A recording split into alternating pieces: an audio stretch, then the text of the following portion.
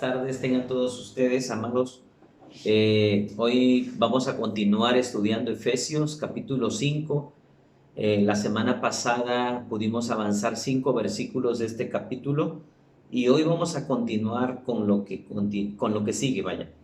El tema de hoy le he puesto 3 características del fruto del Espíritu.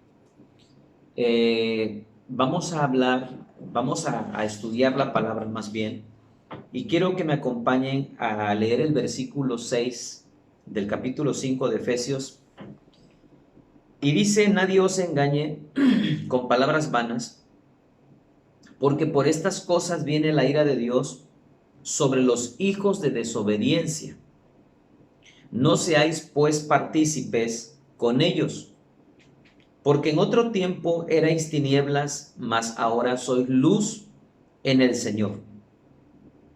Andad como hijos de luz, porque el fruto del Espíritu es en toda bondad, justicia y verdad, comprobando lo que es agradable al Señor. Y no participéis en las obras infructuosas de las tinieblas, más bien reprendedlas. Capítulo 5 de Efesios, el apóstol nos empezó a hablar de cómo hay situaciones que nos pueden llevar a que nosotros caigamos en prácticas que ya no tienen que ver con nuestra nueva vida en Cristo. Habló de la fornicación, habló de la inmundicia y de la avaricia. Y lo que me llamó la atención de este pasaje, versículo 3 de la semana pasada, es: ni aun se nombre entre vosotros como conviene a santos. ¿Por qué el apóstol dice ni aun se nombre? Porque resulta que las palabras tienen espíritu, las palabras tienen poder, bien sea para mal o para bien. Y las palabras tienen el poder de influenciar.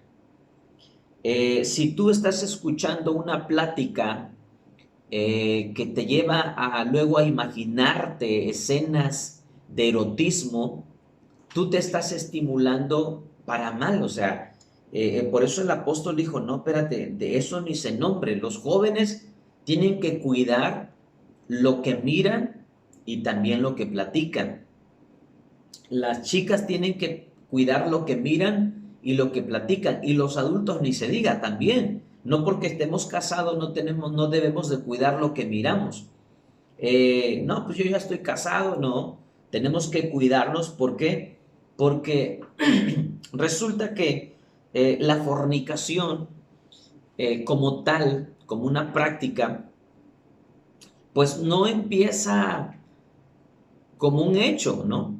No empieza como tal. La fornicación puede entrar, un espíritu de fornicación puede entrar con una imagen, con una palabra de doble sentido que tú no le cortaste el ala, con una sonrisa, con una mirada que no es adecuada. Tú que estás casado o tú que estás casada y tú no cortas con eso, eso puede ser una semilla tan solo para empezar a generar un embarazo del pecado. El pecado nunca es un producto terminado desde su inicio. El pecado, el apóstol Santiago lo platicó, lo enseñó, lo representó como un embarazo. Alguien tiene una relación sexual, tú no sabes si quedó embarazada, tú no sabes si quedó si engendró algo. Eso no se nota, pero cuando pasan 3 meses, cuando pasan 4 meses, la persona, el cambio del físico de la persona va a iniciar desde las primeras semanas, pero el embarazo como tal se va a empezar a ver, se va a empezar a notar a los 3, 4 meses de embarazo en una mujer. Así es el pecado. El pecado puede embarazarnos hoy. Pero no no pasa nada, pues no, yo no estoy haciendo nada malo. Y eso es una de las mentiras más certeras, más eficaces que el diablo puede meter en la mente de una persona cuando dices que yo no estoy haciendo nada malo, si es que yo no estoy practicando nada. O sea, por eso uno tiene que cuidar las películas que uno ve. Si esas películas que tú estás viendo llevan contenido erótico, mejor ni lo veas, porque escúchame, si algo enseñó el apóstol Pablo mismo en Primera de Corintios, dijo, huye de las pasiones juveniles. Al pastor Timoteo le dijo, huye de las pasiones juveniles. En Corintios dice, huid de la fornicación. La fornicación no empieza desde el acto como tal. La fornicación no empieza en el acto o el contacto físico. La fornicación empieza en la mente, empieza en el corazón, empieza en la mente primeramente. La fornicación empieza como un pensamiento, como una idea, un estímulo. Y cuando eso uno lo va fortaleciendo, lo va alimentando, puede uno llegar a la acción misma. Jesús nos enseñó que el adulterio, para ser adulterio, no necesitamos irnos a una cama, hablando de los casados, irnos a una cama con una persona que no sea nuestra pareja y desnudarnos y tener sexo físicamente. Jesús enseñó en Mateo capítulo 5, capítulo 6, él dijo, cualquiera que mira, no dice, la palabra es muy, muy clara, ¿no? Cualquiera. Podemos ser pastores, podemos ser ministros, podemos ser líderes, podemos ser miembros de una iglesia, apóstoles, profetas. Jesús dijo, cualquiera que mira a una mujer y la codicia en su corazón, y la codicia ya adulteró en su corazón. Hoy no tenemos que tener el acto de adulterio como tal para delante del Señor estar practicándolo. Jesús dijo mirar, codiciar. Yo puedo mirar, pero puedo guardar mi corazón. Es decir, si mi mirada cayó en algo indebido, debo quitar mi mirada y guardar mi corazón. Y ahí está el secreto. Jesús dijo en el Padre Nuestro, líbrame, dice, no nos metas en tentación, mas líbranos del mal. El cristiano todos los días debemos de pedirle al Espíritu Santo, líbrame del mal, Señor.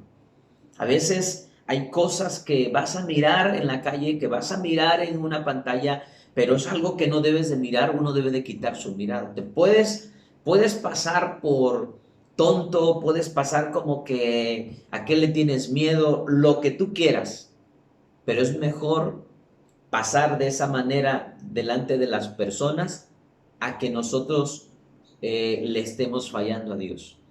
Por eso es tan importante que el apóstol Pablo recomendó ni aun se nombre entre vosotros, porque las palabras, las pláticas, si uno cae en ese tipo de pláticas infructuosas, insanas, groserías, chistes de doble sentido, chistes sucios, chistes lujuriosos, chistes inmorales, o sea, uno tiene que cuidarse. Eso lo practicábamos cuando no teníamos al Señor, hoy nosotros tenemos a Dios y ahora tenemos que cuidar nuestra vida. ¿Por qué?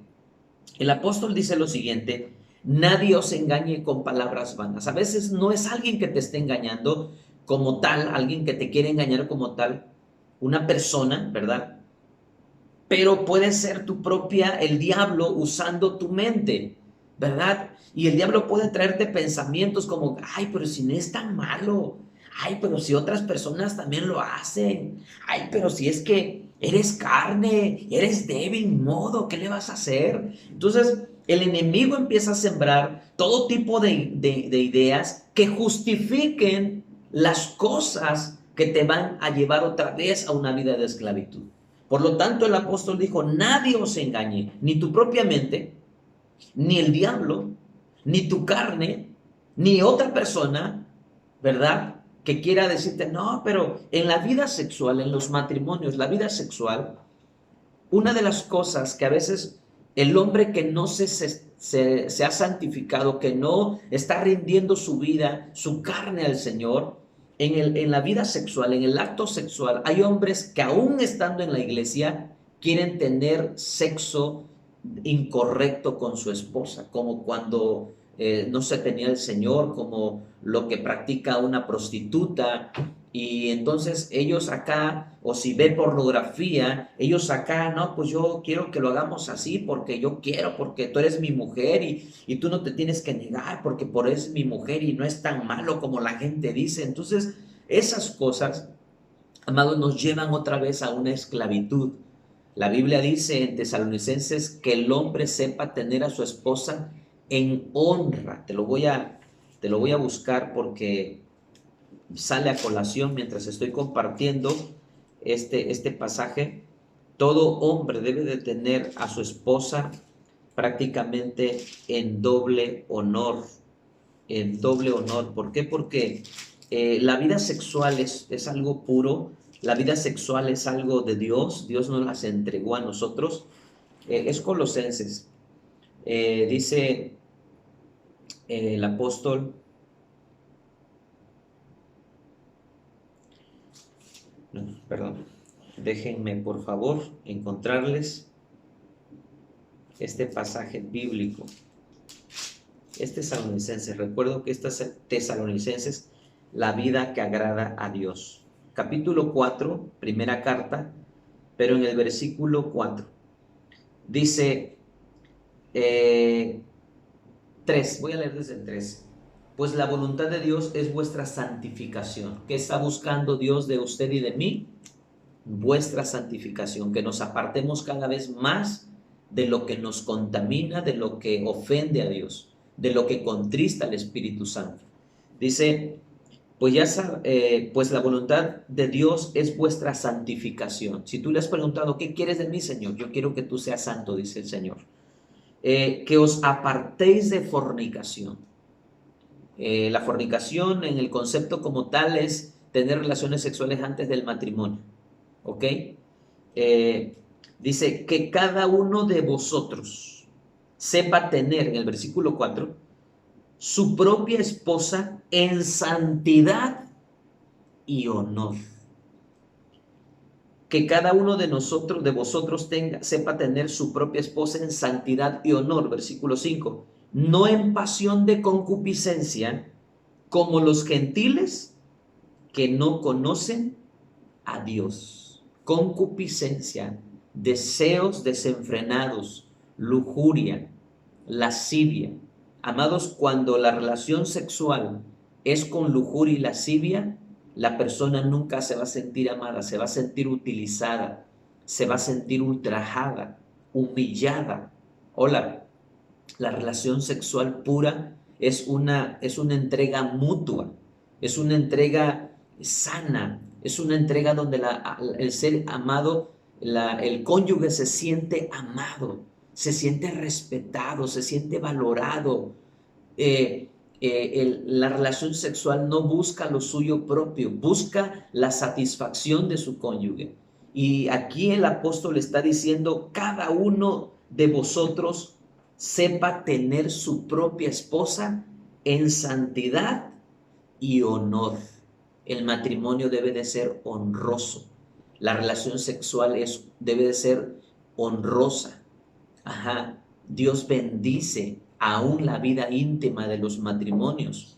Escúchame, entre más espiritual tú seas, entre más busquemos al Espíritu Santo, entre más busquemos la presencia de Dios, hombres, matrimonios llenos del Espíritu Santo van a tener mejor bendición en su vida íntima, en su vida matrimonial, en su vida conyugal. Esa es una cosa que lo he vivido, lo he experimentado. Entonces, escúchame, la palabra está acá diciéndonos, nadie os engañe con palabras vanas. Tenemos que guardar nuestra vida en la verdad, permanecer en lo que hemos aprendido y lo que estamos aprendiendo de la palabra de Dios. Dice, nadie os engañe con palabras vanas, porque por estas cosas viene la ira de Dios sobre los hijos de desobediencia. No seáis pues partícipes con ellos. Hablando de que sea una persona la que te quiera arrastrar, aunque sea tu propio cónyuge. ¿Sabes qué? No, yo no, ahora yo tengo a Dios.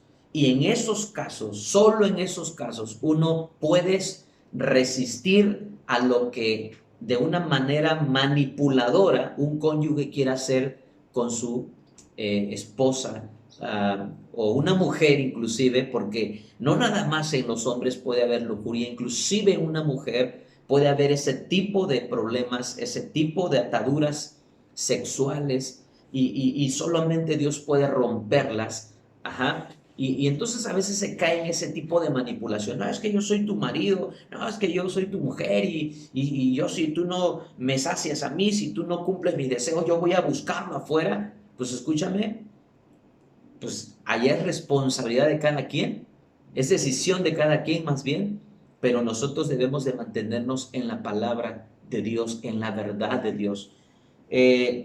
Porque en otro tiempo erais tinieblas, dijo el apóstol Pablo, mas ahora soy luz en el Señor. Andad como hijos de luz, que es la referencia de que nosotros ahora tenemos una vida nueva. Ponte a pensar cómo era tu vida sin Dios. Y si tu vida sin Dios es igual a la que ahora tienes en Cristo, entonces tú no estás en Cristo, o tú andas en tu carne. Pero si tu vida pasada antes de conocer a Cristo es totalmente a la actual, es una distancia abismal, y tú dices, no, pues antes yo era así, ahora mi vida es distinta, mi vida está cambiando, mi vida está siendo transformada, estoy siendo renovado, mi pensamiento, mi corazón. Entonces, da gloria a Dios, damos gloria a Dios por eso. Así que tú antes eras tinieblas, pero dijo el apóstol, en otro tiempo eras tinieblas, yo también era tiniebla, mas ahora somos luz en el Señor. Date cuenta, hay una diferencia. Donde hay tinieblas, no vemos, ¿verdad? ¿A dónde vamos a tropezar? Pero donde hay luz, todo es claridad, se ve todo claro. Ajá. Andad como hijos de luz. El versículo 9 dice, porque el fruto del Espíritu es en toda bondad, justicia y verdad. Hay tres características que una persona que tiene al Espíritu debe demostrar. La primera es bondad, y bondad no es otra cosa más que generosidad, es cualidad de bueno, y el Espíritu siempre, el Espíritu Santo siempre nos va a llevar a que hagamos lo bueno. ¿Tienes al Espíritu de Dios? El fruto del Espíritu de Dios es siempre llevarnos a hacer y a practicar lo bueno. No eres capaz, no puedes hacer lo malo ahora que tú tienes al Espíritu. El fruto del Espíritu es bondad, es naturaleza es algo que tiene naturaleza de ser bueno en sí mismo. Ajá. En tu corazón no produce otra cosa más que misericordia, generosidad para con los demás. Te hace mal, tú no puedes devolver mal por mal. Entonces, vamos a ver Filipenses 2:13. ¿Qué dice Filipenses 2:13 respecto a la voluntad de Dios? Si hay algo que es bueno en su naturaleza, siempre va a ser la voluntad de Dios. Dice el versículo 13, porque Dios es el que en vosotros produce así el querer como el hacer por su buena voluntad. La buena voluntad de Dios, la voluntad de Dios siempre, su naturaleza de ella será buena. Nunca pensemos que hacer la voluntad de Dios va en contra de ti. Ay, no, esto yo no lo voy a hacer porque va. No, no, no. Puede que implique negación a tu carne, muerte a tu yo, pero jamás destrucción a tu vida. La voluntad de Dios siempre es buena en su naturaleza, de tal manera que la Biblia dice, Dios es el que produce en vosotros el querer como el hacer. Él produce que tú anheles y que tú hagas, pero también dice por su buena voluntad, porque esa es la voluntad de Dios. Segundo, Mateo 5:15, acompáñame rápidamente. Mateo 5:15, dice la palabra de Dios.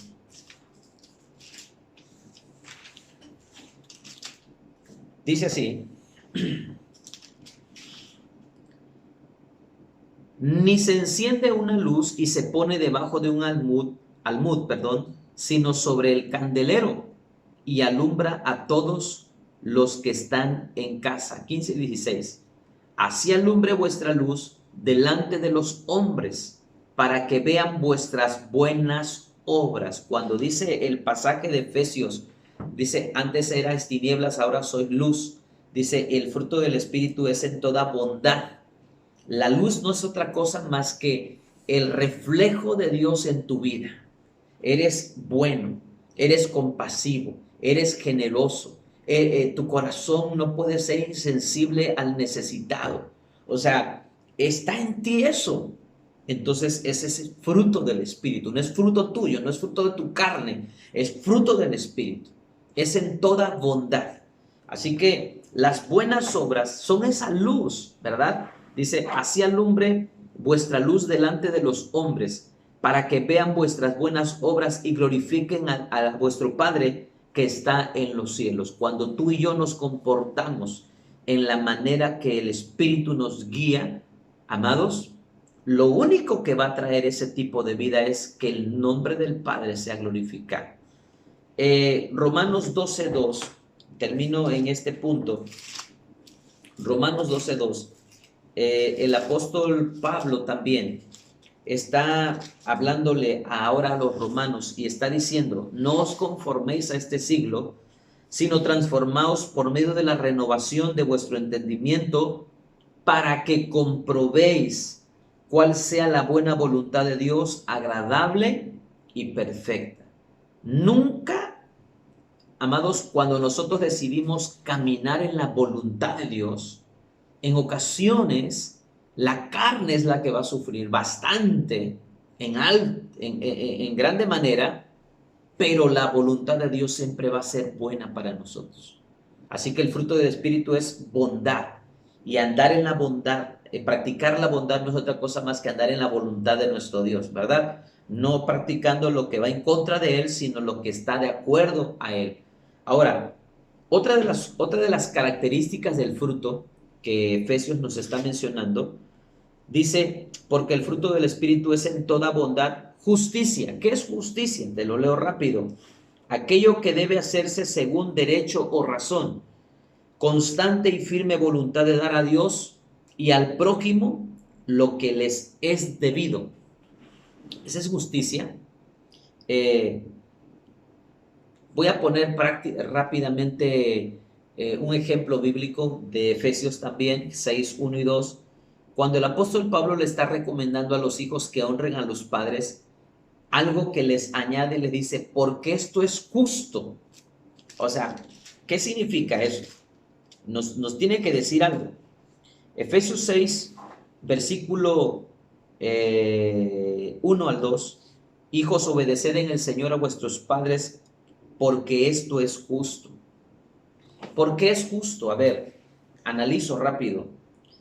Porque si tus padres han velado por ti, te han cuidado desde bebés, te dieron educación hasta donde hayan podido, terminaste tu carrera, si lo lograste, qué bueno, y tus padres han invertido toda una vida, porque esa es la vida de un padre, invierte su vida, economía, amor, atención. Estoy hablando de una familia, vamos a decir,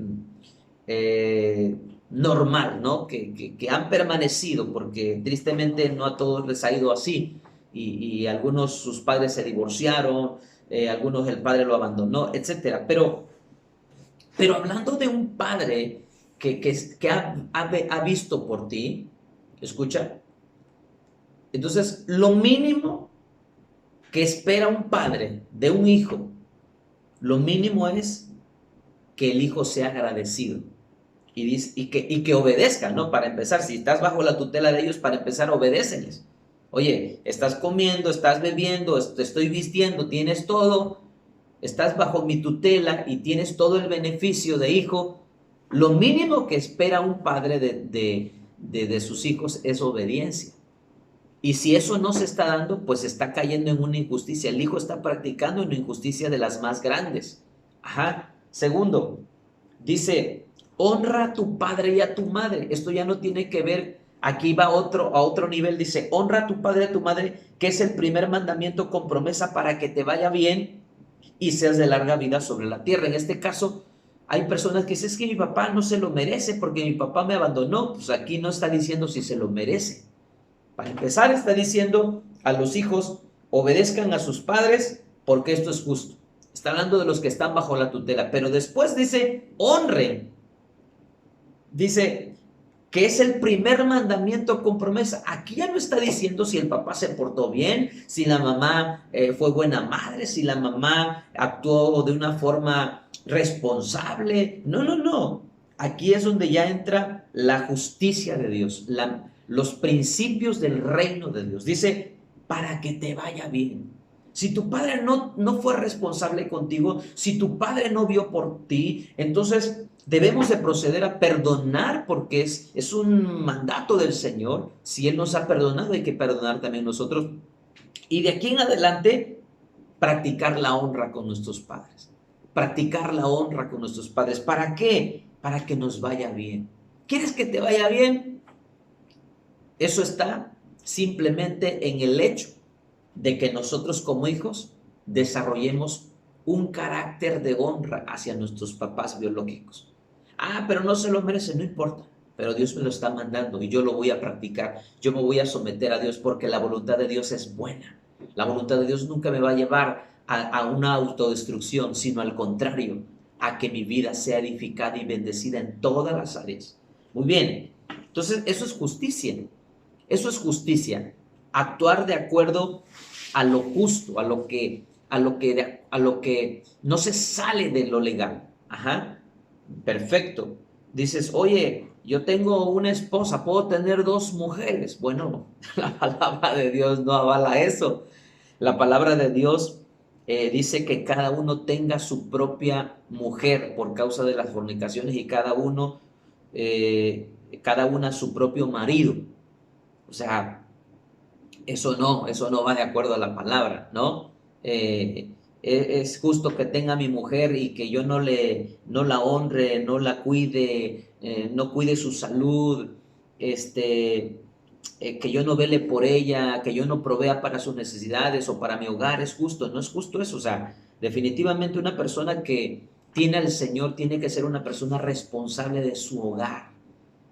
Pero él carga el dinero, él no suelta nada más que para la comida y si acaso lo da y si no da, eso no es justo, porque creemos que el matrimonio es un modelo del cielo, Cristo y su iglesia, ese es el misterio más grande, el esposo, el Cordero de Dios, la iglesia, la esposa, la novia. Cristo no es irresponsable, Él dio su vida por su iglesia, Él entregó todo por su iglesia, Él amó a la iglesia hasta la misma muerte de cruz y dio a luz a su iglesia en el momento de antes de que él expirara. Dice que él le atravesaron su costado, salió agua y sangre y estaba dando a luz a la iglesia. Y Cristo siempre cuida de la iglesia, ama a la iglesia, protege a la iglesia, provee a la iglesia, suple todas las necesidades y le ha ido a preparar un lugar a la iglesia.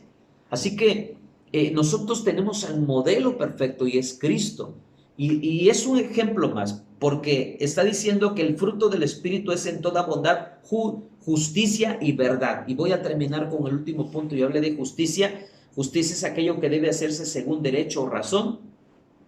Constante y firme voluntad de dar a Dios y al prójimo lo que es debido.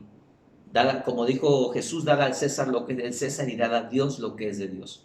No es justo que Dios ha sido tan bueno con nosotros y seamos tan ingratos y nos olvidemos de honrarlo. No es justo que Dios ha sido tan bueno con nosotros. Él nos ha ayudado, nos ha bendecido. Cuando hemos clamado, Él nos ha auxiliado. Él nos dio a Cristo, nos dio lo más grande. Y que aún a pesar de todo lo que el Señor ha hecho por nosotros, nosotros vivamos ensimismados, solamente pensando en nosotros, pensando en nuestras vidas personales y olvidándonos de que hay una razón más grande por la que nosotros estamos en esta tierra. Dice la Biblia que debemos de guiar a los que están ciegos. Si tú solamente vives pensando en tu vida, pensando en tu persona, pensando en tu propia casa y la demás gente que se pierda, que el infierno se los chupe, amados, eso es una de las más grandes injusticias. ¿Sabes qué pasó cuando unos leprosos que estaban afuera de Samaria En ese tiempo Samaria fue sitiada por los sirios y no podían entrar ni salir y empezó a escasear la comida de tal manera que comían el estiércol de la paloma y vendían a un alto precio el estiércol de la paloma. En ese tiempo hasta se comieron a sus propios hijos. Al menos hay un ejemplo de esa historia de que entre esas mujeres el hambre era tan grande que la gente estaba muriendo de hambre y decidieron comerse a sus hijos. Y dijeron, bueno, o al menos una estuvo dispuesta a comerse a su propio hijo porque dijeron entre ellas dos, en este momento primero nos comemos a mi hijo y luego va el tuyo. Va este caso, ¿verdad? Delante prácticamente del rey. Y a lo que yo voy es que en ese tiempo en Samaria estaba el profeta Eliseo, viviendo el profeta Eliseo. Y el profeta dio una palabra y dijo, mañana a esta hora habrá comida en abundancia. Cuando los leprosos afuera están pensando, están muriendo también de hambre, y ellos dicen, si entramos a Samaria, vamos a morir de hambre de todos modos. Si vamos al campamento de los sirios, probablemente nos preserven, nos perdonen la vida. Capaz y tienen misericordia y nos dejan vivir. Y de todos modos, si nos quedamos aquí, de todos modos nos vamos a morir. No tenemos más que una opción. Nos quedamos afuera del muro de Samaria, moriremos. Entramos a Samaria, moriremos. La única opción es ir al campamento de los sirios y chance y nos perdonen la vida. Y se fueron los 4 leprosos, y cuando iban caminando los leprosos al campamento de los sirios, dice que los sirios escucharon como un ejército, un estruendo de un ejército muy grande. Y dijeron los sirios, seguramente los de Samaria han de haber alquilado caballos y han de haberse hecho alianza con otros reyes para venir en nuestra contra. Y dice que huyeron. Los leprosos encontraron el campamento vacío, lleno de comida, lleno de vestidos, lleno de riqueza, lleno de todo. Y en ese momento los leprosos empezaron a comer en abundancia. Y dice que era medianoche, era la madrugada. Y dice que se fueron a descansar, regresaron y otra vez a comer. Y dice que ellos dijeron, esto que estamos haciendo no es bueno, porque Samaria está muriendo de hambre. Y nosotros con todo este botín es demasiado para nosotros. No hacemos bien, porque esto no es justo. Nosotros aquí comiendo en abundancia y aquellos perdiéndose, muriéndose de hambre. Dijeron, vamos a ir y le vamos a avisar. Fueron, dieron aviso, vinieron unas personas a confirmar el hecho y dijeron, ciertamente el campamento de los sirios está vacío. Y al otro día se cumplió la palabra del profeta Eliseo cuando él dijo, mañana a esta hora habrá comida en abundancia.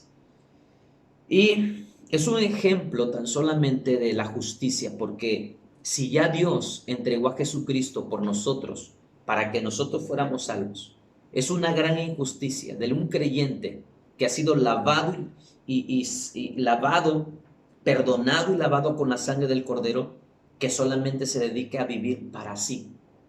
Y es una vida egoísta, porque ya no es justo eso. Ahora somos esclavos del Señor y nos debemos a Dios, y nuestra vida entera se la debemos al Señor. Así que lo mínimo que un creyente debe de hacer es vivir agradecido, sirviendo, compartiendo su palabra, alcanzando a otros, para que la abundancia del reino, de la riqueza del reino que hoy está en tu vida, otros también la tengan y no se estén muriendo espiritualmente.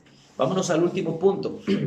La verdad solo se encuentra en la palabra de Dios. No quise buscar un concepto como tal, simplemente quise basarme en esta verdad poderosa. San Juan 17 dice lo siguiente, y ya estoy terminando. San Juan 17.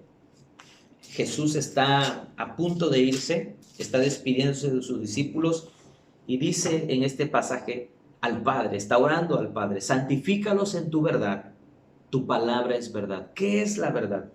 Dice que el fruto del Espíritu es en toda bondad, justicia y verdad. La verdad siempre va a estar, el comportamiento de la persona pegada a la verdad siempre va a estar apegada a la palabra de Dios. la verdad que está en Jesús, la verdad que está en su palabra. Juan 14:6, Jesús dijo, yo soy el camino, la verdad y la vida, y nadie viene al Padre si no es por mí. Muchas personas tienen una verdad, pero la verdad genuina, poderosa y eterna es la palabra de Dios. Y lo último, Salmo 119, 142 dice lo siguiente, y termino. 119, 142. Dice así, tu justicia es justicia eterna y tu ley, la verdad. Esta palabra es la verdad. Así que es en estas tres cosas tan sencillo que dijo el apóstol Pablo, en esto deben ustedes andar. Comprueben al final en Efesios, ya no me queda tiempo, pero solamente lo voy a leer para repasar. Al final el apóstol dice lo siguiente, al final de este pasaje, versículo 10, comprobando lo que es agradable al Señor. Si algo tiene que comprobar el creyente es todo lo que es agradable al Señor. Y lo puedes comprobar por el Espíritu que está dentro de ti. Todo lo que contrista al Espíritu. El Espíritu no se sale de esas tres cosas elementales: bondad, justicia y verdad. Vamos a orar. Padre, en el nombre de Jesús, agradezco tu palabra, agradezco tu consejo. Guíanos a toda verdad y a toda justicia, Señor. Llévanos. Tú dijiste, busquen primeramente el reino de Dios y su justicia, y todo lo demás vendrá por añadidura. Yo oro en el nombre de Jesús que tu iglesia sigamos creciendo, sigamos buscándote y sigamos consagrando nuestra vida a ti, Señor. Gracias por tu palabra. Yo les bendigo en el nombre poderoso de Jesús. Amén. Que Dios te bendiga rica y poderosamente.